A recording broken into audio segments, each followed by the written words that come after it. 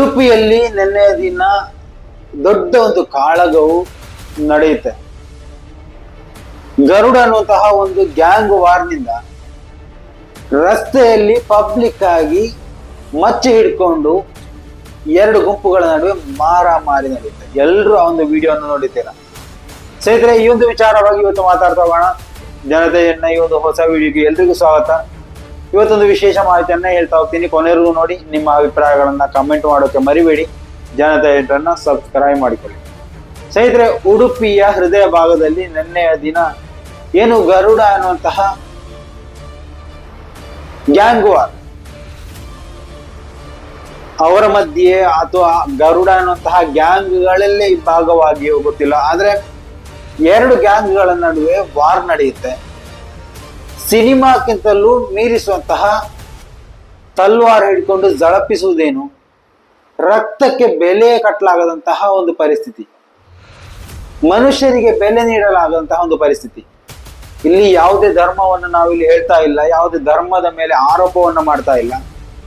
ಅದು ಯಾವ ಧರ್ಮವೇ ಆಗಿರ್ಲಿ, ಖಡ್ಗ, ಮಚ್ಚು, ಕತ್ತಿ ಹಿಡ್ಕೊಂಡು ಇನ್ನೊಂದು ಶರೀರವನ್ನ ನೋವು ಮಾಡುವುದಕ್ಕೆ ಯಾವ ಕಾರಣಕ್ಕೂ ಬೆಂಬಲ ನೀಡೋಕೆ ಸಾಧ್ಯನೇ ಇಲ್ಲ. ಅದು ಯಾವ ಧರ್ಮನೇ ಆಗಿರ್ಲಿ, ಎಷ್ಟು ದೊಡ್ಡ ಧರ್ಮವೇ ಆಗಿರ್ಲಿ, ಧರ್ಮದ ಹೆಸರಿನಲ್ಲಿ ಅಥವಾ ಇನ್ನು ಗ್ಯಾಂಗ್ ಹೆಸರಿನಲ್ಲಿ ಅಥವಾ ಇನ್ನು ಪಕ್ಷದ ಹೆಸರಿನಲ್ಲಿ, ರಾಜಕೀಯದ ಹೆಸರಿನಲ್ಲಿ, ಯಾವ ಹೆಸರಿನಲ್ಲೂ ಒಂದು ಮನುಷ್ಯ ಇನ್ನೊಬ್ಬ ಮನುಷ್ಯನನ್ನ ನೋವು ಮಾಡುವಂತಹ ಪರಿಸ್ಥಿತಿಗೆ ನಾವು ನಮ್ಮನ್ನ ಬಲಿ ಮಾಡುವುದನ್ನ ಯಾವತ್ತೂ ಬೆಂಬಲಿಸೋಕೆ ಸಾಧ್ಯ ಇಲ್ಲ. ಈ ಒಂದು ವಿಚಾರ ದೊಡ್ಡ ಮಟ್ಟದಲ್ಲಿ ಸುದ್ದಿ ಆಗ್ಲಿಲ್ಲ, ಯಾಕಂತಂದ್ರೆ ಇದು ಒಂದು ಧರ್ಮ ಮತ್ತು ಆ ಒಂದು ಜನರ ನಡುವೆ ನಡೆದಂತಹ ಒಂದು ವಿಚಾರ. ಸೊ ಅದರಿಂದಾಗಿ ಇಲ್ಲಿ ಧರ್ಮದ ಹೆಸರು ಹೇಳೋಕ್ಕೂ ಇಚ್ಛೆ ಪಡ್ತಾ ಇಲ್ಲ, ಯಾಕಂತಂದ್ರೆ ಇಂತಹ ಕೃತ್ಯಗಳನ್ನು ನಡೆಸುವವರು ನಮ್ಮ ದೇಶಕ್ಕೆ ಮಾರಕ.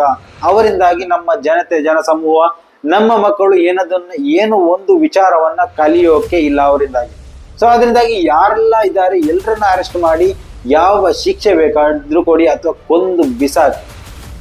ಈ ಒಂದು ನಮ್ಮ ಭಾರತ ದೇಶದಲ್ಲಿ ಅವರ ರಕ್ತ ಬೀಳಬಾರ್ದು. ಆ ಒಂದು ರೀತಿಯಲ್ಲಿ ಏನು ಒಸಾಮಾ ಬಿನ್ ಲಾಡೆನ್ ಅನ್ನ ಯಾವ ರೀತಿಯಲ್ಲಿ ಸಮುದ್ರದಲ್ಲಿ ಹೋತು ಬಿಟ್ರು, ಅದೇ ರೀತಿ ಈ ಮನುಷ್ಯರುಗಳನ್ನ, ಅದು ಹಿಂದೂ ಆಗಿರ್ಲಿ, ಮುಸಲ್ಮಾನ್ ಆಗಿರ್ಲಿ, ಕ್ರೈಸ್ತನ್ ಆಗಿರ್ಲಿ, ಧರ್ಮ, ಜಾತಿ, ಭೇದ ಭಾವ, ಪಂಗಡಗಳು ನೋಡದೆ ಅವರನ್ನ ಆ ರೀತಿ ಮಾಡಬೇಕು.